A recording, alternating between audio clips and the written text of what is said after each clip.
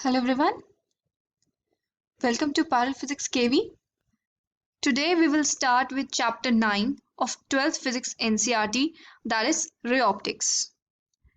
EM waves वाले chapter में हमने पढ़ा था कि जो हमारा इलेक्ट्रोमैग्नेटिक स्पेक्ट्रम होता है उसमें एक certain range of wavelengths belong to visible light.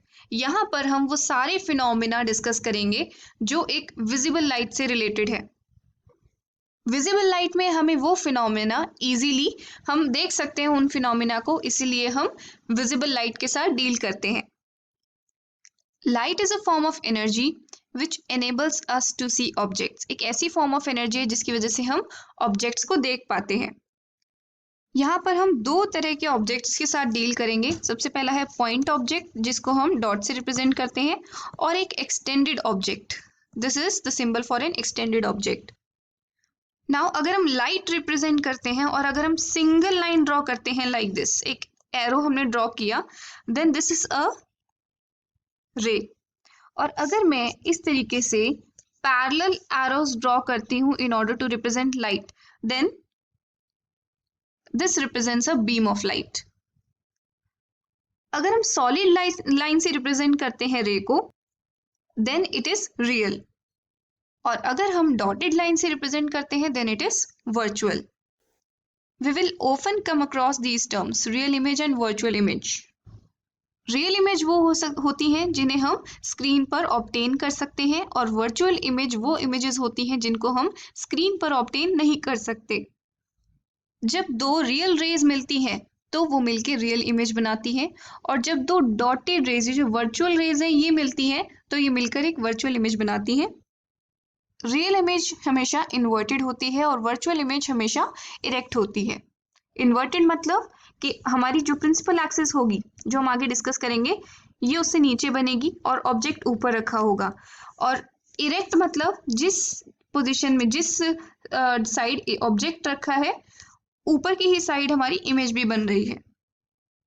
Ray optics में हम ब्रॉडली दो फिनोमेना से डील करेंगे, reflection of light and refraction of light.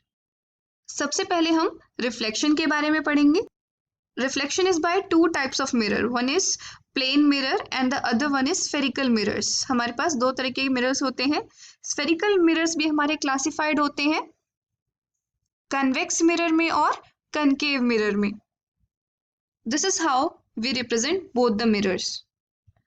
अगर हम एक स्पून लें तो स्पून की जो अंदर वाली साइड है वो कनकेव मिरर रिप्रेजेंट करती है, और जो बाहर वाली सरफेस है वो कन्वेक्स मिरर की तरह होती है।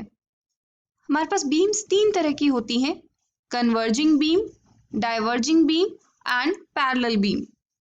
Now let's talk about shadows. हमें किसी भी ऑब्जेक्ट की शैडो क्यों दिखती है?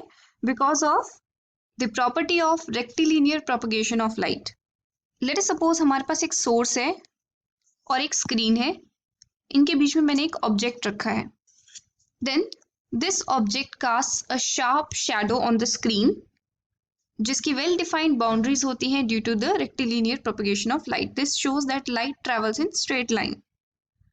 नाउ फिजिक्स में दो तरह की रिफ्लेक्शन होती है, one is specular reflection and the other one is diffuse reflection, जिसे हम इर्रेगुलर रिफ्लेक्शन भी बोलते हैं। स्पेक्युलर में अगर इंसिडेंट बीम पैरेलल बीम है तो रिफ्लेक्टेड बीम भी पैरेलल बीम होती है, लेकिन यहाँ पर वो इरेगुलर हो जाती है। The light after reflection goes in random direction. इसमें हमारी प्रॉपर इमेज नहीं बनती है। That's why in optics we study only about specular reflection और regular reflection. In the next video, we will start with reflection and we'll discuss laws of reflection as well. That's all for now. Have a good day.